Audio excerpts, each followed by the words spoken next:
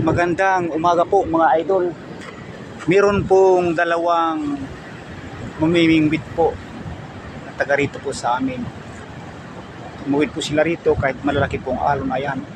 Doon po sa itaas na yun na parang tao, meron pong tuntungan doon sa pamimingwit. Nandun po sila. Siguro po mula po sa taas hanggang po sa baba ay nasa mga 50 feet po ang taas niyan. Ganyan. O higit pa. Nandun po sila sa taas niyan, makyat. Delikado po yun dahil tingnan nyo po ang taas po niyan. Lalaki ang amin doon. Dito po sila sa tabi nagdaan niya. Hindi po ako makapunta ron dahil ayan po, halos po.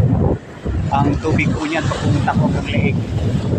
Dito lang po, kaya po sila nakarating doon dahil dito po sila sa gilid dumaan yan sa mga pangpang hanggang doon sa lugar. Nang lumit na yung alon na yan, umakyat sila, nandun sila sa may parang ilong, nakatungtong po sa taas. Hindi ko lang po kasi maabot ng camera dahil siya ng layo, halos mga 400 meters. Pero nakita ko po sila umakyat nandun. Malalaki po kasi ang nahuhuli niyan dyan sa may parang ilong ng tao. Ganda po kasi ng view po. Kalipipon po ang tawag dyan. Kaya po, kahit po sa malalaki pong alon, ayan kung nakikita nyo po, kahit hanggang ngayon o umaalon pa po rito, ay sinikap nila dahil minsan nakakahuli dyan ng 4 na kilo, 5 kilo yung tinatawag sa amin ditong langog. Hindi ko lang po alam kung anong tawag dyan sa ibang lugar. Maaaring hindi nyo po nakikita, pero nakita ko po sila tumawid dito.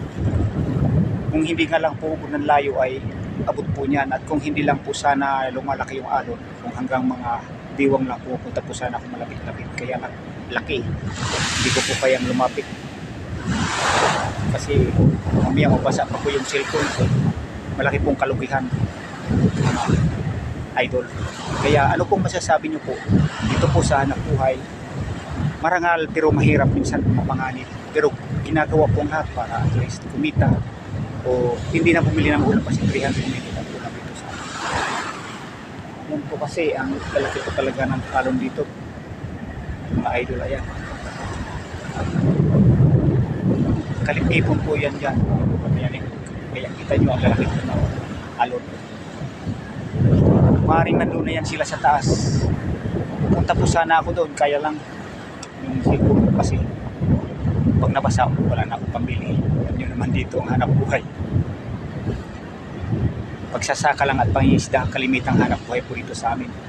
Kaya pagka gagaling ko po sa bukid, pupunta po rito sa dagat. Pagkagaling sa dagat, pupunta sa bukid, tatanim ng mga saging, ganyan, maglilinis ng mga punong saging ng mga tinanim para pagdating ng panahon yung saging na tinanim ko ay yun lang po mga idol.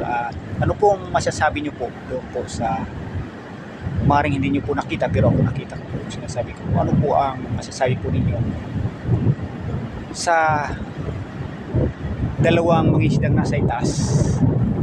Huwag nyo pong kalilimutan mga idol, pakisubscribe naman po dito po sa Rolando Bucar vlog ko po mga idol.